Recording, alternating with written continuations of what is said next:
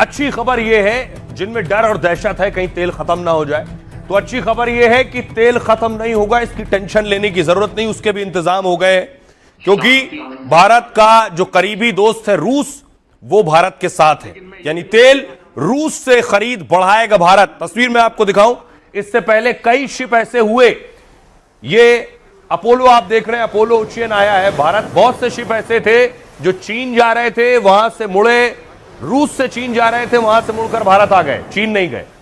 इसी तरह एक और जहाज था जो आधे रास्ते से ही भारत ने उसे खरीद लिया, वो रास्ते में ही था।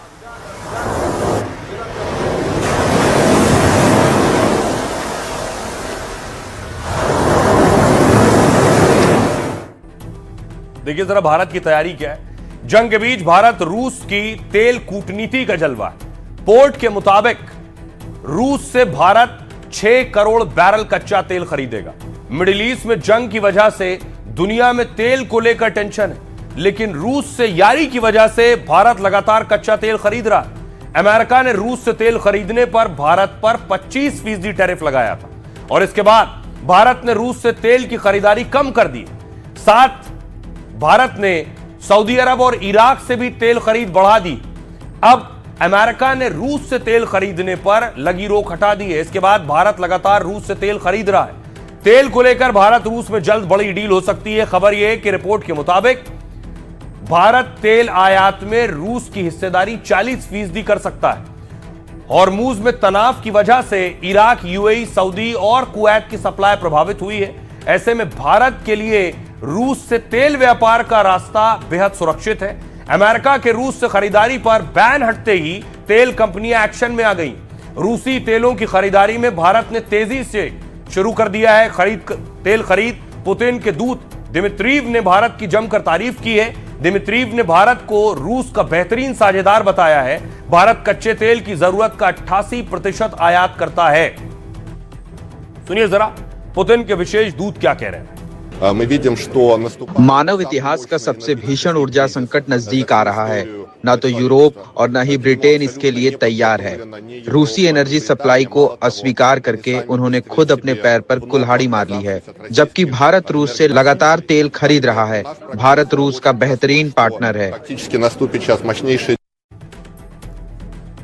अब देखिए जरा सवाल यह है कि एक तरफ दुनिया के देश ईरान वाले रूट को नहीं इस्तेमाल कर पा रहे हैं, वहां ईरान गुजरने वाले शिप पर हमला कर रहा है। कौन चाहिए? देखिए बैंकॉक का शिप था जिस पे अटैक हो गया, ये तेल का शिप था, ऑयल वेसल आप देख रहे हैं। इस तरह के बहुत से हमले जो भी हॉर्मूज रूट से गुजरता है उस पर ईरान करता है, और यहां से तेल के टैंकर नहीं गुजर पा रहे हैं, इसलिए तेल की कमी हो रही है, इसलिए दूसरे देशों से तेल लिया जा रहा है। ये आप तस्वीर देखिए जरा, हॉर्मूज पर ईरानी लोग प्रोटेस्ट कर रहे थे।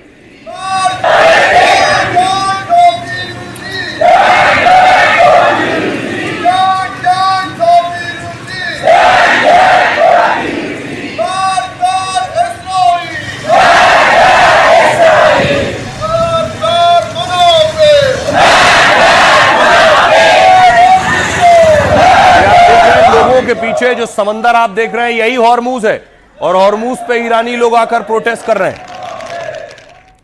तो यूएस इजराइल के साथ जंग में हॉर्मूज अब ईरान की कमाई का जरिया बन गया है। रिपोर्ट के मुताबिक हॉर्मूज को घेर कर ईरान हर दिन 1300 करोड़ रुपए रोज कमा रहा है। ईरानी कच्चा तेल ले जाने वाले जहाज खार्कदीप टर्मिनल पर तेल भर रहे हैं, और हॉर्मूज के रास्ते सुरक्षित तरीके से तेल लेकर निकल रहे हैं, जबकि दूसरे तेल उत्पादक देशों के जहाजों को हॉर्मूज से निकलने की इजाजत नहीं है। इसके साथ ही ईरानी कच्चे तेल की कीमतें भी दुनिया भर में बढ़ गई, क्योंकि युद्ध से पहले ईरान तेल बेचने के लिए $10 से ज्यादा की छूट दे रहा था, जो कि पिछले हफ्ते में घटकर अब सिर्फ $2 प्रति बैरल की छूट रह गई है। ईरानी तेल पिछले 10 महीने में अब तक की सबसे कम छूट पर बिक रहा है। वहीं दूसरी तरफ बमबारी शुरू होने के बाद तेल की कीमतों में तेजी से बढ़ोतरी हो रही है, और इसका भी फायदा ईरान उठा रहा है अपने कारोबार में। अमेरिका खुद चाहता है कि दुनिया में तेल की कीमतों पर ज्यादा असर न पड़े, इसलिए ट्रंप ने ईरानी तेल पर लगे प्रतिबंधों को अस्थायी रूप से निलंबित कर दिया है। हालांकि यही तेल ईरान को यूएस इजराइल के सामने खड़े होने में मदद कर रहा है। सुनिए जरा ट्रंप क्या कह रहे हैं और अमेरिका के विदेश मंत्री क्या कह रहे हैं। The amazing thing is we don't need. ये हैरानी की बात है कि हमें हॉर्मुज स्ट्रेट नहीं चाहिए। हम हॉर्मुज स्ट्रेट को हासिल करना बिल्कुल नहीं चाहते। हमारे पास तेल का भंडार है। अमेरिका में इस जंग को लेकर तेल पर कोई असर नहीं है। हॉर्मुज स्ट्रेट कल ही खुल सकता है अगर ईरान यहाँ धमकी देना बंद कर दे। यह अंतर्राष्ट्रीय नियमों के खिलाफ है। जो देश अंतर्राष्ट्रीय नियमों को मानते हैं उन्हें इसको लेकर कुछ करना चाहिए। अब देखिए जरा, एक रूट हॉर्मुज बंद कर दिया है, ईरान अब धमकी दे रहा है वो एक और रूट है तेल का, उसे भी बंद कर देगा। वो दूसरा रूट कौन सा है देखिए, ये आप देख रहे हैं मैप, ये हॉर्मुज वाला रूट है, ईरान से आता है हॉर्मुज स्ट्रेट होता हुआ, ये रूट अभी बंद कर रखा है, यही शिप फोड़ रहा है।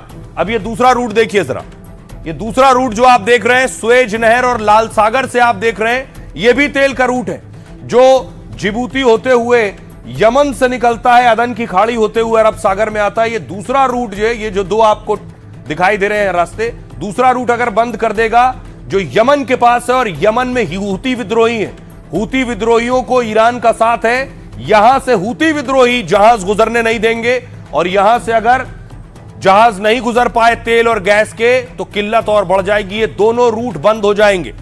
और देखिए यमन में क्या हो रहा है, यमन में ईरान के समर्थन में प्रदर्शन हो रहा है, बंदूक के साथ हूती विद्रोही।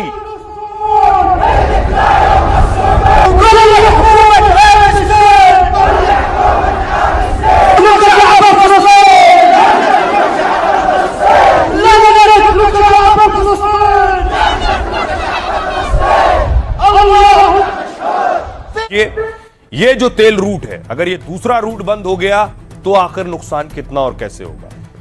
हॉर्मुज स्ट्रेट के बाद ईरान का युद्ध का नया मोर्चा है, इस रूट का नाम है बाब अल मंदेब स्ट्रेट को लेकर ईरान ने धमकी दी है। ईरान हॉर्मुज के बाद बाब अल मंदेब स्ट्रेट को बंद कर सकता है। अपने कमांडर तंगसीरी के मारे जाने के बाद ईरान ने धमकी दी है। बाब अल मंदेब स्ट्रेट दुनिया का चौथा सबसे बड़ा शिपिंग रूट है। दुनिया के समुद्री तेल का करीब 12% इस रास्ते से गुजरता है। जैसे हॉर्मुज से 20%, यहां से 12%, दोनों मिलाकर हो गया 32%। ये यमन के दक्षिण पश्चिम में स्थित है जहां ईरान समर्थित हूती विद्रोही मौजूद है। ये एक संकरा समुद्री रास्ता है जहां से होकर जहां स्वेज नहर की तरफ जाते हैं, और ईरान ने इजराइल अमेरिका को सीधी धमकी दी है इसी को लेकर, अगर दोनों देश जंग को और आगे बढ़ाते हैं, उसके खार और दूसरे द्वीपों पर हमला करते हैं, तो ईरान बाब अल मंदेब स्ट्रेट को भी बंद कर सकता है। ईरान ने यहां हमले की भी चेतावनी दे दी है। बाब अल मंदेब लाल सागर का एक एंट्री पॉइंट है, ये लाल सागर को अरब सागर से जोड़ता है, स्वेज नहर के जरिए एशिया यूरोप को जोड़ता है। बाब अल मंदेब अफ्रीकी देश जिबूती में मौजूद है और अमेरिकी मिलिट्री बेस इस स्ट्रेट से सिर्फ 30 किलोमीटर दूर है। अगर ईरान ऐसा करता है तो मिडिल ईस्ट में जारी संघर्ष और बढ़ जाएगा। हर साल 94 लाख करोड़ रुपए का सामान इस रास्ते से गुजरता है। यह स्ट्रेट ईरान से करीब 2500 किलोमीटर दूर है। ईरान से यहां हमला करना आसान नहीं है, लेकिन ईरान को हूती विद्रोहियों का समर्थन हासिल है। पहले भी हूती ने जहाजों को निशाना बनाया है, ड्रोन और मिसाइल से यहां ट्रैफिक प्रभावित कर सकते हैं। सुनिए जरा ईरानी विदेश मंत्री क्या कह रहे हैं। ईरान पर थोपा गया यह युद्ध पूरी तरह गलत है। 28 फरवरी को इजराइल अमेरिका ने हमले की शुरुआत की। ईरान के एक स्कूल पर हमला युद्ध अपराध है जिसकी सबको निंदा करनी चाहिए। ये ऐसा नहीं है कि गलती से यह हमला हो गया।